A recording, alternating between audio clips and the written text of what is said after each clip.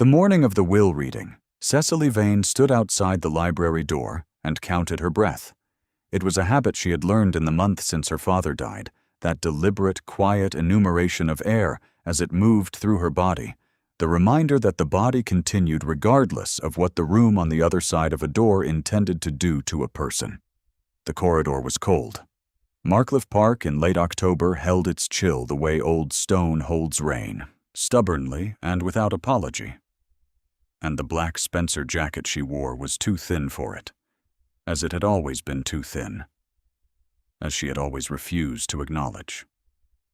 She wore it anyway.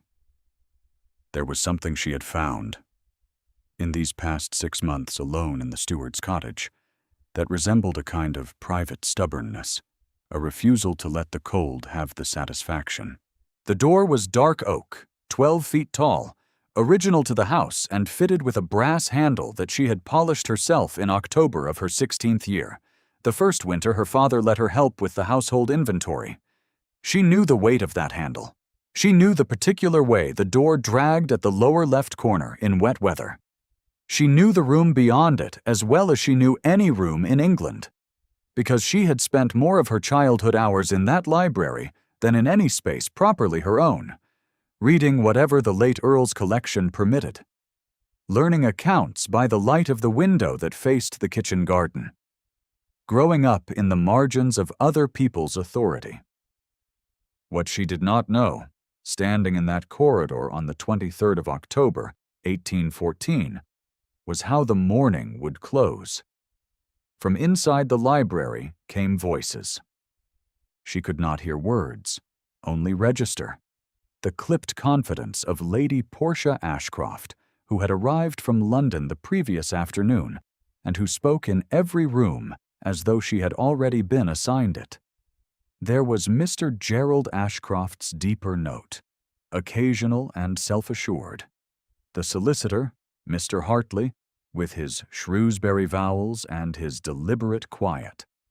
And beneath these, the orchestrating voice of Lady Dorothea Ashcroft, who had run this household for 2 years in Nathaniel Ashcroft's absence, and who had last week told Cecily, with a courtesy as precise as it was cold, that her presence would not be required at the reading, as her father's employment with the family had terminated under unfortunate circumstances. Cecily had said nothing to that. She had learned, in the month since her father's dismissal and his subsequent death, to say nothing in moments that asked her to agree with something false. Silence was not capitulation. Silence was refusal without evidence. She did not go to the library that morning to claim a seat.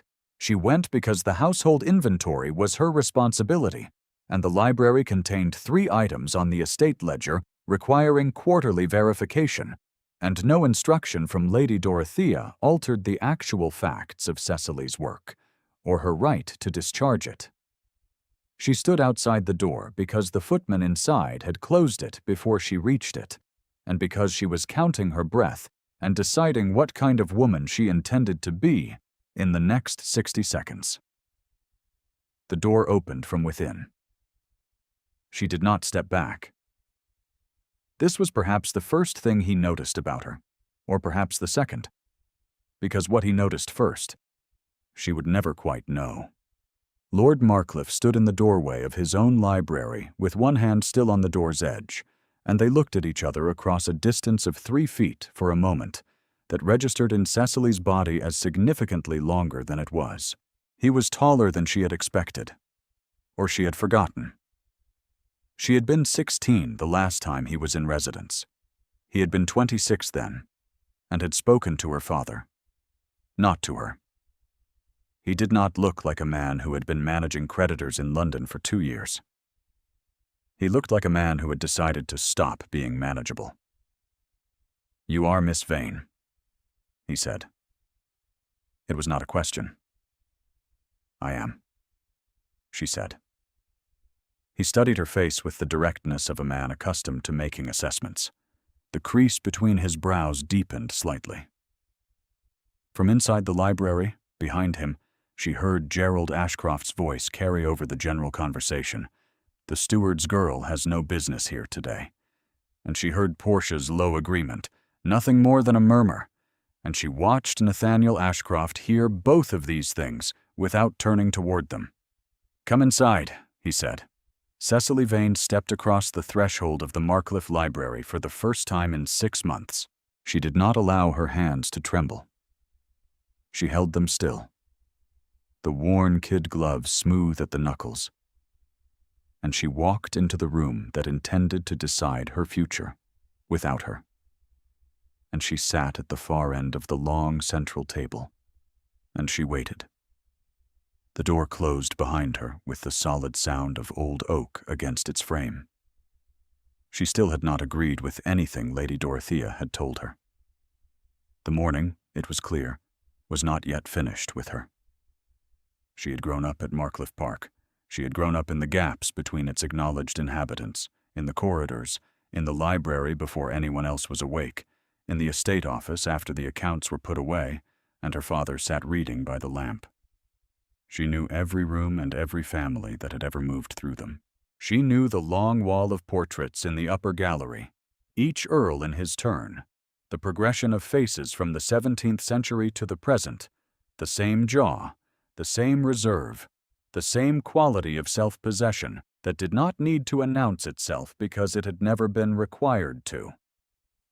She knew the rose arbor in the east garden, and the particular way the stone archway caught the afternoon light in September. She knew the name of every tenant farmer on the 3 eastern farms and the amount of their annual rents and which of their wells had run shallow in the summer of 1811. She had learned all of this by being quiet, by being useful, by making herself small enough to remain. Her father, Edmund Vane, had served the Marcliffe estate for 22 years. He had been, by any reasonable measure, the finest steward in the county, methodical, honest to the point of inconvenience, constitutionally incapable of adjusting a number to suit the moment. It was this last quality, she had come to understand, that had made him dangerous to Lady Dorothea. The dismissal had come in February of this year, 8 months before the morning she stood in the corridor. The stated grounds were misappropriation of estate funds. Her father had not misappropriated anything. He had found, in the course of a quarterly audit, evidence that 3 of the estate's eastern tenancies had been paying their rents into a secondary account that Lady Dorothea maintained for household discretionary expenses, and that this account had been disbursing funds to a London dressmaker, a jeweler in Bond Street, and a creditor whose name appeared in no legitimate estate document. He had written to Lady Dorothea asking for clarification. She had clarified by dismissing him. He had been 61 years old. He had never been dismissed from anything in his life. The shock of it, Cecily believed, was the actual cause of his death, more than the chest illness that took him in April. He died believing that the family he had served for 2 decades held him in contempt. She had stayed because of this. Not because she had nowhere else to go, though this was also true. She stayed because her father's ledgers were in the estate office, and they contained the truth. And she intended to make the truth available to someone with the authority to act on it before she left, if the morning would give her the opportunity. She understood, with the clarity of a woman who had spent 6 months making herself indispensable to a household that did not want to acknowledge her, that the will reading was her best chance. The solicitor was present. The Earl had returned. The family was gathered in one room for the first time since the old Countess's death. Whatever the will said, whatever Gerald Ashcroft intended with his procedural challenges, there was a moment somewhere in this morning when the truth might have a place to stand. She sat at the far end of the library table. She kept her hands still. She watched Mr. Hartley open his leather case and produce the relevant documents. She watched Lady Dorothea arrange her expression into authority and her position into the chair nearest the head of the table. She watched Gerald help himself to the decanter on the sideboard before the reading had even begun. She watched Portia unfold her fan with a small deliberate motion and angle her face into the light. She watched Lord Marcliffe take the chair at the head of the table, the chair that was his by right and heredity and every law that governed this room, and she watched him not look at her. He was going to look at her. She did not know this yet. Mr. Hartley cleared his throat and began. The late Countess's will was in most respects unsurprising. The London house came to Nathaniel with its contents, a sum for the running of the household, bequests to several named servants, none of whom were Cecily's father. The estate itself was entailed to the earldom and needed no instrument. The jewels were inventoried separately and assigned to the future countess, whoever she might prove to be, with a particular codicil that made Lady Dorothea's chin lift by precisely 1 degree. The Marcliffe coronet, the silver and garnet circlet that had passed from countess to countess since the reign of George II, was to be returned to the estate's treasure room and held for the next Countess of Marcliffe. Not for Dorothea, not for Portia. For whoever Nathaniel would choose. The second codicil was the one aimed at Cecily, though the old countess had not known her name well enough to use it. No woman of insufficient station, the will said, is to have charge of the coronet, or access to the room in which it is kept. Mr. Hartley read this twice, as solicitors do when they sense a sentence is about to require its own reckoning. Lady Dorothea's gaze moved to Cecily at the far end of the table. This would include, Lady Dorothea said, her voice pleasantly measured, the current occupant of the steward's cottage. The steward's girl has no place in this room at all, Gerald said, not looking up from the decanter he was studying. Cecily did not move. Miss Vane, said Lord Marcliffe, remains. The room recalibrated itself. Gerald set down the decanter. Lady Dorothea's fan stilled in her hand. Portia looked at Nathaniel Ashcroft with the measured attention of a woman recalculating a wager. Cecily kept her hands flat on the table. She did not permit herself to mark the moment. She noted it. The way she noted all useful information, precisely and without sentiment. He had used her name. He had used it in front of them. He had said remains, not stays, not is permitted to stay. She was going to need every remaining minute of her attention on what happened next. It is perhaps worth pausing here, in this library where the morning's stakes have just shifted by the weight of 2 words, to ask whether you have seen how quietly a person can hold ground before the holding is even named as what it is. If Cecily's story has reached your own interior in any way, stay with it. The morning is not finished. Mr. Hartley continued the reading. Lady Dorothea sat with the still composure of a woman who was accustomed to her instructions being followed and had decided that this particular deviation was temporary. Gerald accepted a glass of wine that the footman brought at some point and directed his attention out the window, where the autumn grounds offered the gray-green consolation of a landscape that did not require him to lose gracefully. Portia listened to the will with the patience of a woman who had been told the outcome and was waiting for the proceedings to confirm it. Cecily listened to every word. The relevant truth, buried in the late Countess's inventory of the estate's contents, was a line item for the treasure room, the Marcliffe coronet, and its accompanying case, valued at £350, stored in the alcove behind the 3rd shelf. No one had been in that room since the Countess's death. The inventory, like so many other aspects of the estate's present management, had been left to Cecily. She had her quarterly verification to complete. The question now was whether she would be permitted to complete it. That evening, after the reading concluded and the family dispersed to their various arrangements within the house, Cecily returned to the estate office. The fire in the grate had not been lit since the morning.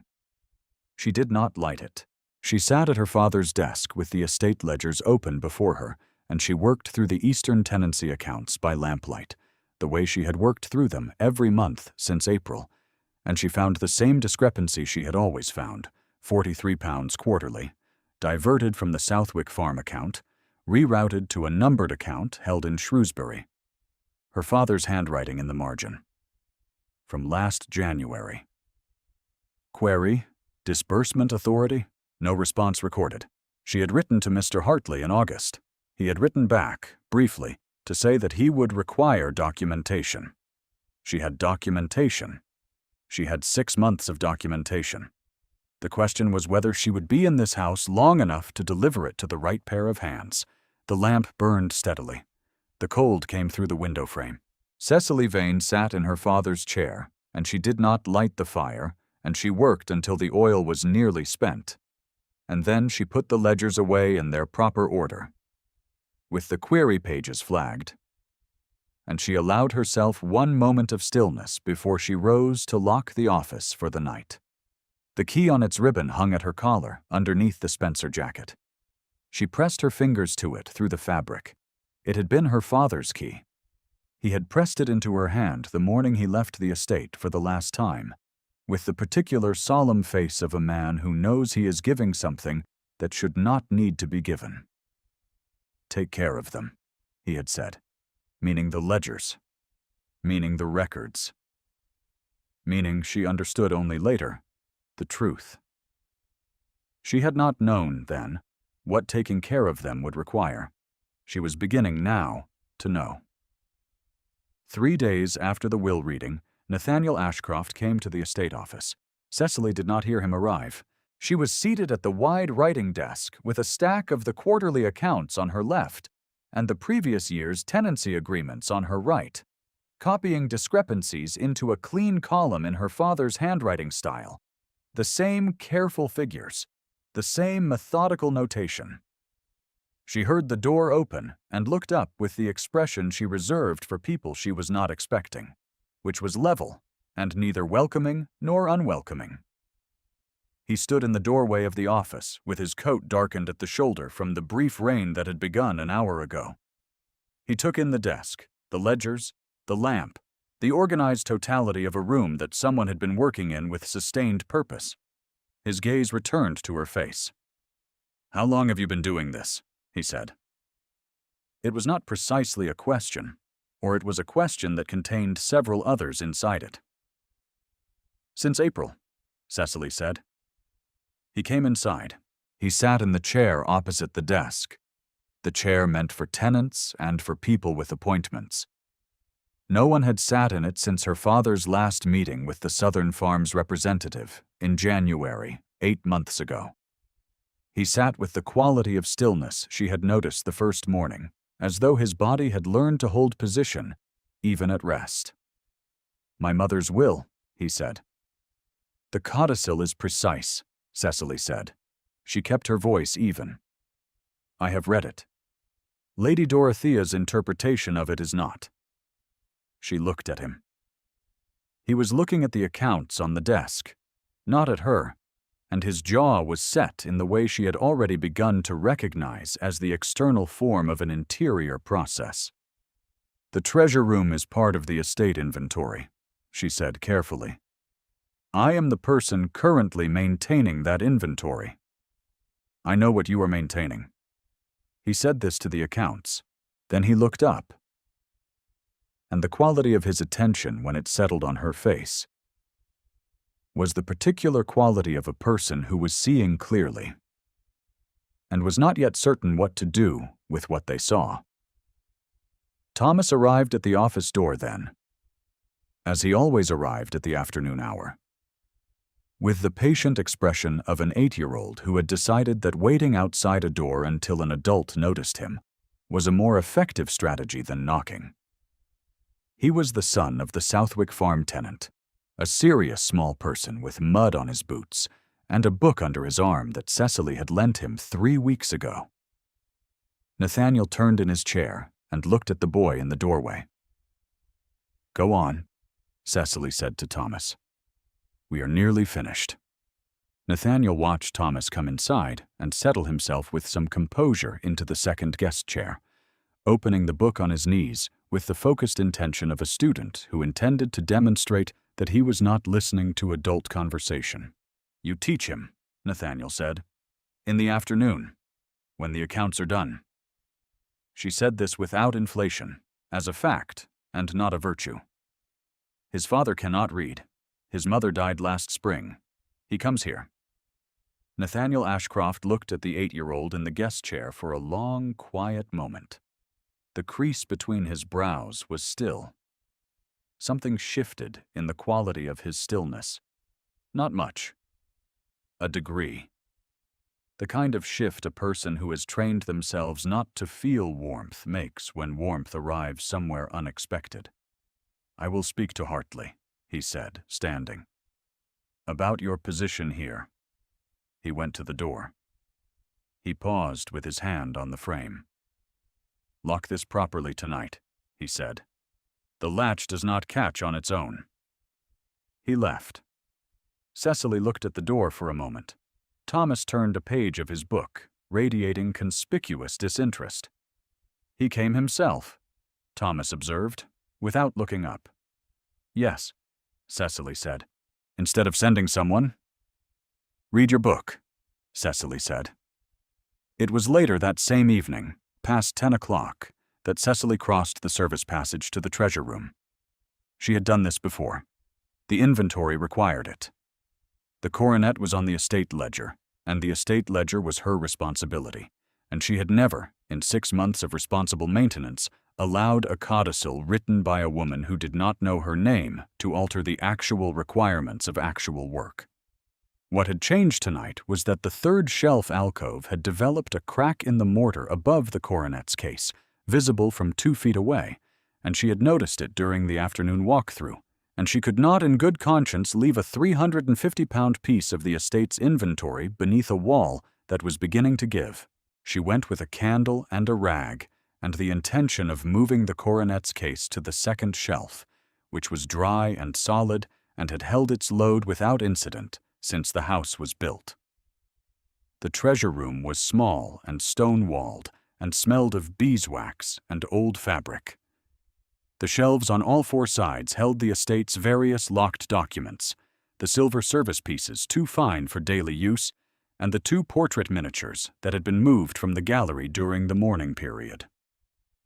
The coronet was on the 3rd shelf, as noted, its case open on the inventory table. Lady Dorothea had looked at it during the will reading and had not closed it after. Cecily set her candle on the table. She looked at the coronet. It was smaller than she had imagined, in her 16 years of living in this house and never once touching it. The silver was worked in the articulated pattern of the English Earl's coronet, 8 strawberry leaves of increasing height at the points, and the garnets set between them were the deep, unhurried red of winter light through amber glass. It sat in its bed of dark blue velvet, with the indifference of an object that had outlasted everyone who had ever handled it. It had been worn at state occasions by 4 countesses of Marcliffe. It was going to be worn by a 5th. Cecily picked it up. She held it in both hands with the careful exactness of someone who understood what she was holding and precisely how much of it belonged to her. She turned it once to check the velvet interior of the case for moisture. She found none. She moved the case to the 2nd shelf. She placed the coronet back inside it. She closed the lid. She pressed her thumb to the clasp to be certain it had caught. She did not put it on. She had not come here to put it on. She had come to move it away from a cracked wall. She was aware, in the manner of a woman who had been told often enough what she was not permitted to have, that there was a kind of hunger that lived in the handling of things, and she had looked at that hunger in the moment she lifted the coronet, and she had set it aside. Whatever this was, it was not hers. Not yet. Perhaps never. She picked up her candle and turned toward the door. Nathaniel Ashcroft was standing in the doorway. He had not made a sound, She did not know how long he had been there. She held her candle steadily and looked at him, and he looked at her, and the candlelight moved between them in the cold of the stone room and found his face in portions. The strong jaw, the crease between his brows, the dark green eyes with the quality of a man who has seen something he had not expected to see and has not yet decided what to name it. He looked at her hands, at the closed case on the shelf, back at her face. She waited. She was accustomed to waiting. "The crack in the mortar," she said. "Third shelf. I moved it before the plaster came down." He said nothing. "The case is on the second shelf. The inventory will note the change." He still said nothing. The silence between them was the particular kind that exists when two people are in a small stone room in the dark, and one of them has just seen the other do something that required no audience. She became aware of how close they were standing. She was aware of the particular quality of his breathing, which had changed from the evenness it had held in the doorway to something with slightly less certainty in it. "I did not put it on," she said. He crossed the room in 2 steps. He was not reaching for the case. He stopped an arm's length from her, and she held her ground because stepping back would have been a concession she had not decided to make.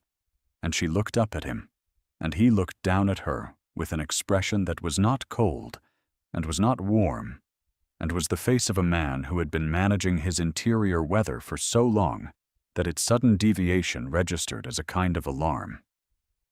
"I know," he said. He went back to the doorway. He stopped there with his hand on the frame again, the same posture as the office that afternoon. And she understood, in the same quiet way she understood accounts and ledgers, that he did this when he was deciding something, stopped at doors rather than committing to either side. "Miss Vane," he said. "My lord." "Did your father keep copies of everything he found?" She looked at him for a moment. The candle between them was the only light in the room. "Yes," she said. "Good," he said. He left. Cecily stood in the cold stone room and held her candle and listened to the silence settle back into the space he had occupied. Her heart was beating with the directness of a body that was not going to pretend the past 4 minutes had been ordinary. She pressed her free hand to her collar. The key on its ribbon was there. She had not shown it to him. She had not needed to. He already knew what he needed to know, which was that her father had been careful. And so had she. She went back to the steward's cottage and did not sleep until well past midnight. The following morning, the brass key on its ribbon caught the light through the cottage window, and she looked at it for a moment before tucking it back beneath her collar. And she went to put on the kettle. And she thought about it. 6 months she had been holding this ground. She was not going to stop now because the ground had suddenly, imperceptibly, shifted beneath her toward something that resembled, not rescue, something closer to possibility. The 10th day of Nathaniel's return fell on a Sunday. By the 11th, the following Monday morning, the ground shifted again, and not in the direction she had hoped. The household gathered in the library at 2 o'clock. Cecily had not been summoned. She came because Mr. Hartley had sent a note to the estate office requesting that she bring the quarterly accounts, and she had brought them, and she arrived to find that she was the subject of the meeting rather than its administrator. Lady Dorothea stood at the head of the table, the chair that was hers by presumption and had been Nathaniel's by right. He was not in the room when Cecily arrived. Gerald was. Portia was. Mr. Hartley sat at the table's side with his leather case closed and his expression carefully neutral. On the table before Lady Dorothea lay a letter. "This was found in your father's personal effects," Lady Dorothea said without greeting. in the voice she used for information that she expected to be accepted without examination. It was written in his own hand, witnessed by the physician who attended him in April, and its contents are unambiguous. Cecily set the accounts on the nearest chair and looked at the letter. It was 1 page. She could see from where she stood her father's handwriting, though she could not read it at this distance. "It is a confession," Gerald said, with the blunt satisfaction of a man who has been waiting several days to say a particular thing. "To the misappropriation of estate funds over the period of his last 2 years of employment, 26 years of otherwise satisfactory service, and then a theft. And this," he gestured to Cecily with the glass in his hand, "the steward's girl has been sitting in this house since April on the basis of a man who stole from it." "I will need to read that letter," Cecily said. "You are not a party to these proceedings," Lady Dorothea said. "If it is my father's confession, I am the nearest party in this room." Nathaniel Ashcroft came through the door then. He looked at the table, at Dorothea, at Cecily's face. She watched him register the shape of what he had walked into, the particular geometry of a room that has assembled itself around a woman's destruction and is waiting for the authority to complete the task. Something went still in his face, then level. He sat at the head of the table. He looked at Lady Dorothea. "May I see the letter?" he said. Lady Dorothea passed it to him with the grace of a woman who has waited a long time for the correct authority to arrive and do what she had already arranged. Cecily watched him read it. She could not see his expression. She could see his hands, which were flat on the table on either side of the letter and which did not move. "She has until morning," Gerald said, "to vacate the cottage. After that, Dorothea intends to send for the constable." There was a silence. "Give me the evening," Nathaniel said. Gerald began to speak. "The letter is quite clear," he said. "Give me the evening," Nathaniel said. Gerald stopped. Portia's fan stilled in her hand. Lady Dorothea's expression rearranged itself into the patience of a woman who was certain of her outcome and could afford to allow a minor delay. Cecily looked at Nathaniel. He did not look at her. He was still looking at the letter. She walked out of the library. In the corridor, she stopped. She pressed her back against the wall beside the tall window that faced the kitchen garden, and she counted her breath, and she looked out at the gray-gold afternoon light on the autumn grounds, and she made a decision that she had, in some sense, been making since April. She was not going to leave. Not yet. Not before morning. She had until morning, and she intended to use it. In the estate office, by lamplight, she worked through the night.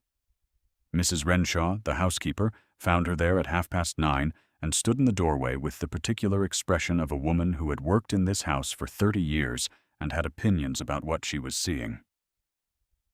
"They're saying in the village," Mrs. Renshaw said carefully, "that the steward's girl has been here all this time on false pretenses, keeping the books to cover what her father took."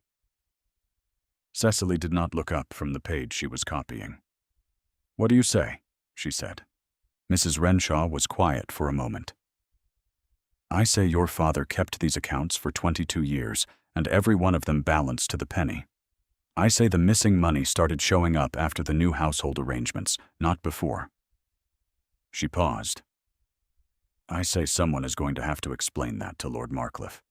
Someone is working on it," Cecily said.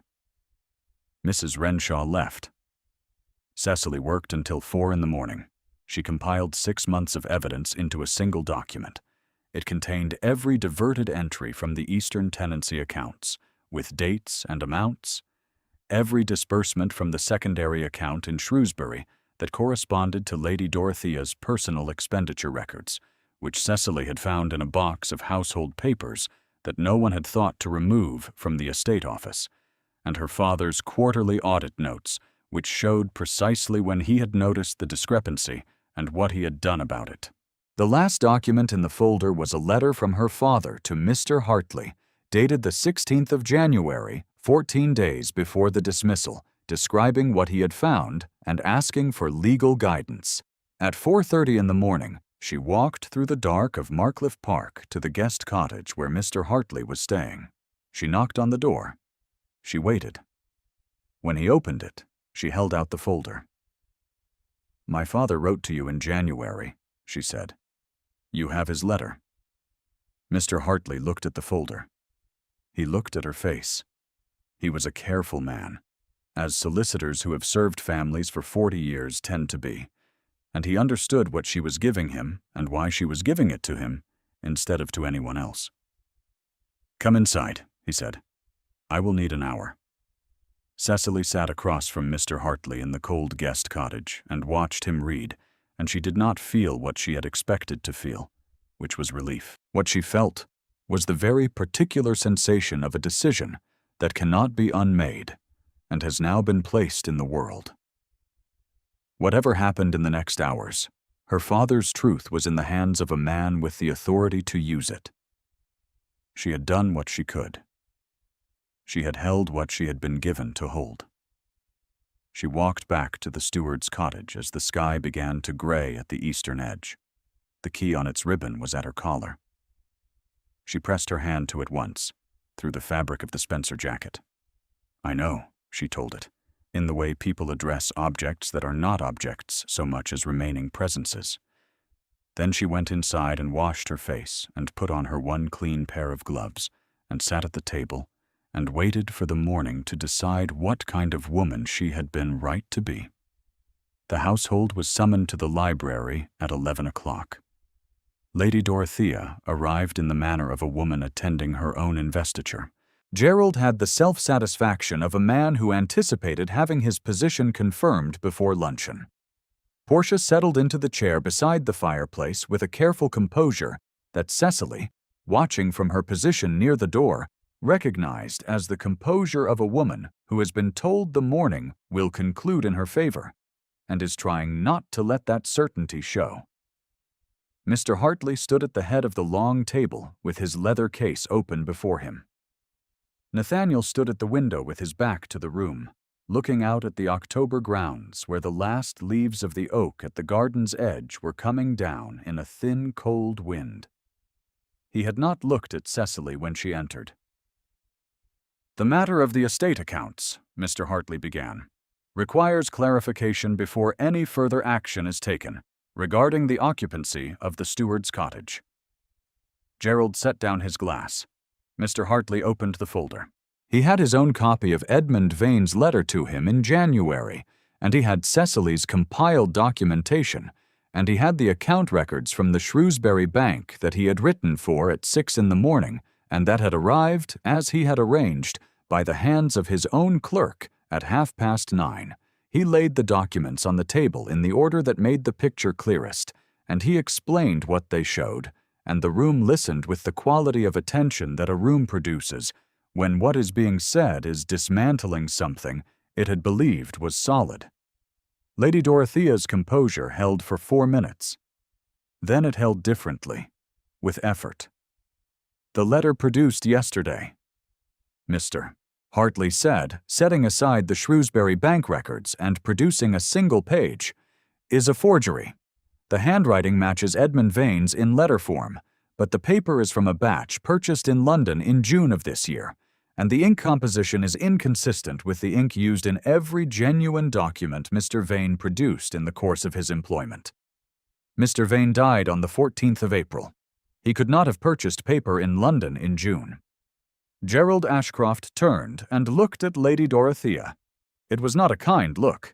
Lady Dorothea said nothing. Her fan was very still. "Furthermore, Mr. Hartley continued, the diversion of rent income from the Southwick, Aldermere, and Croft tenancies has been documented across a period of 11 quarters, beginning in the autumn of 1811. The disbursement records from the secondary account show outflows corresponding in date and amount to the invoices held in Lady Dorothea Ashcroft's household papers, which Miss Vane has provided in their entirety." The room was silent. Nathaniel turned from the window. He looked at Gerald first.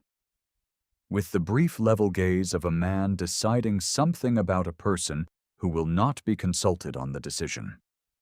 He looked at Lady Dorothea with the expressionless directness of a man who has understood something about his own household that he had not known 2 weeks ago and is going to have to live in the knowledge of it. Then he looked at Cecily. She was standing near the door, where she had stayed, at the edge of the room rather than at the table. She had not sat. She had not claimed a position that was not hers. She was in a plain gray dress with the worn gloves and the Spencer jacket and the key under her collar, and she was standing in the room where Gerald Ashcroft had called her the steward's girl, and Lady Dorothea had told her she had no business being present, and she had been right, and she had stayed, and she had held the truth in her hands all night until she could give it to someone who could use it. Nathaniel Ashcroft crossed the room. He did not cross quickly. He crossed with the deliberateness of a man making an irrevocable movement in front of an audience that would remember it. He stopped in front of Cecily. He looked at her face for a moment, with the dark green eyes and the crease between his brows, and the expression of a man who has finally arrived at something he had been approaching for 11 days, without knowing that was what he was doing. He said, in the quiet of the room, with Gerald and Dorothea and Portia and Mr. Hartley all present, with the testimony and the documents and the Shrewsbury bank records spread on the table behind him. Miss Vane was right. The coronet belongs to her now. 12 words. Portia's fan lowered by 1 measured inch. Her blue eyes moved from Nathaniel to Cecily, to the middle distance, and her expression shifted with the particular honesty of a person whose certainty has just been revised and who is deciding, in real time, how to carry the revision. It was a small displacement. It had a dignity to it. Gerald put down his glass. Lady Dorothea said, "Nathaniel," and then stopped, said it again, "Nathaniel," and then stopped again. And this second stopping was the kind that does not resume, the kind that is the sound of a script failing in the moment it most needed to hold. Mr. Hartley gathered his papers with the quiet efficiency of a man who has done exactly what he came to do. Cecily stood in front of Nathaniel Ashcroft in the room that had tried to send her away, and she held her hand still, her worn gloves smooth at the knuckles, and she looked up at him, and she did not smile, and she did not weep, and she did not flinch.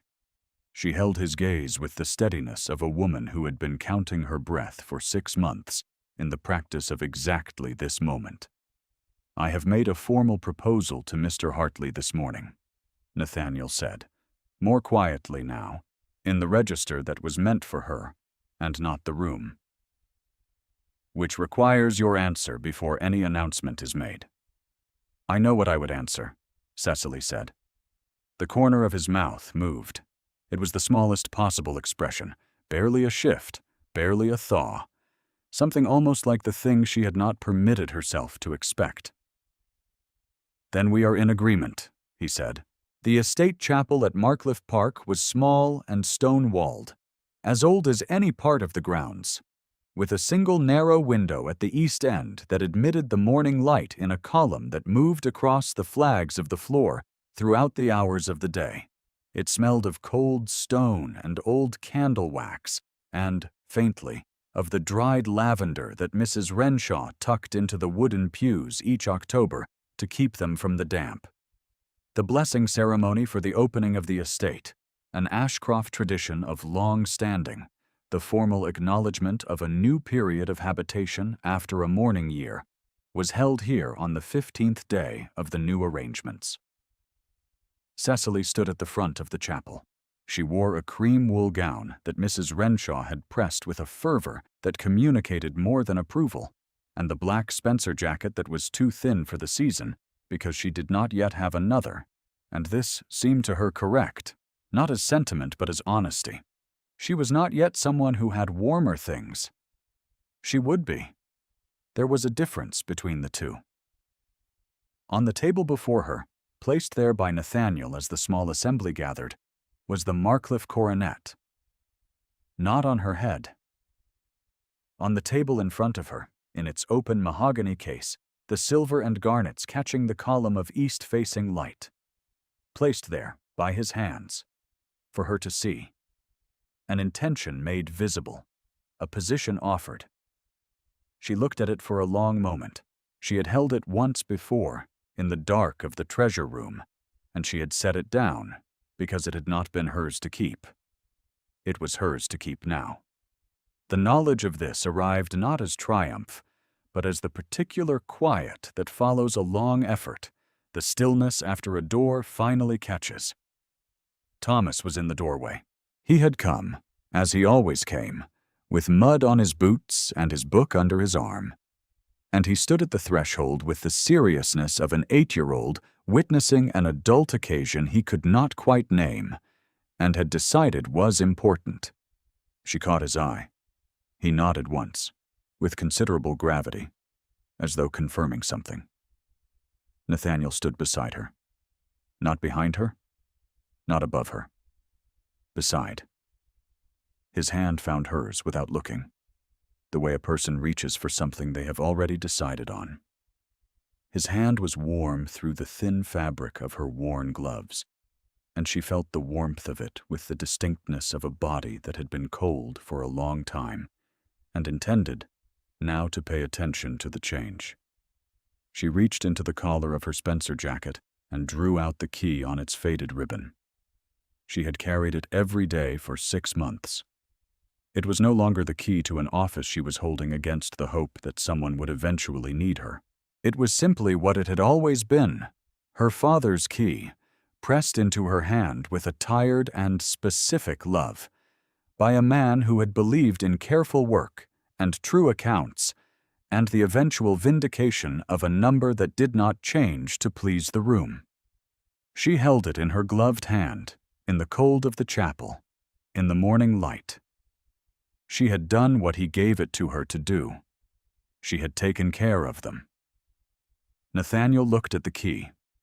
He did not ask.